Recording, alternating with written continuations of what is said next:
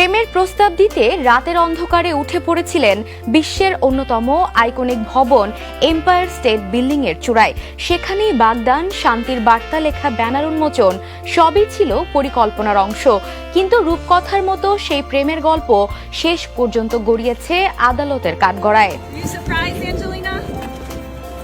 যুক্তরাষ্ট্রের নিউ ইয়র্কে empire state building এর চূড়ায় ওঠার ঘটনায় রাশিয়ার দুই নাগরিক অ্যাঞ্জেলা নিকোলাও ও ইভান কুজনেতসভ আদালতে হাজির হয়েছেন। ম্যানহাটনের এক বিচারক তাদের বিরুদ্ধে দায়ের হওয়া মামলায় আপাতত তত্ত্বাবধানে মুক্ত থাকার অনুমতি দিয়েছেন।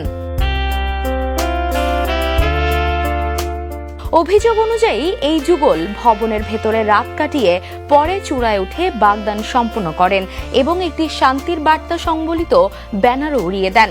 এই ঘটনায় তাদের বিরুদ্ধে বেপরোয়া আচরণ, অবৈধভাবে ভবনে প্রবেশ এবং জননিরাপত্তা ঝুঁকিতে ফেলার মতো গুরুতর অভিযোগ আনা হয়েছে।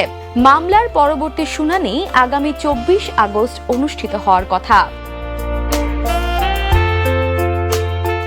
আদালত থেকে বের হওয়ার পর ছড়িয়ে পড়া এক ভিডিওতে দেখা যায় গণমাধ্যমের ভিড়ের মধ্যেই সাবওয়ে স্টেশনের সিঁড়িতে দাঁড়িয়ে একে অপরকে জড়িয়ে ধরে চুম্বন করছেন এই প্রেমিক যুগল। মুহূর্তটি দ্রুত সামাজিক যোগাযোগ মাধ্যমে ভাইরাল হয়ে যায়। Desk report, the news.